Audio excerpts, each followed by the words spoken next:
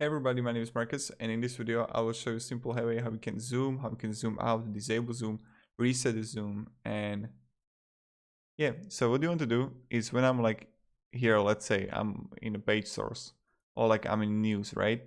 So what you can do is just simply hold Control on left Control, and you just want to scroll, right? And then you can simply click here and click reset, and it's going to reset. And now again you can like simply zoom in and zoom out.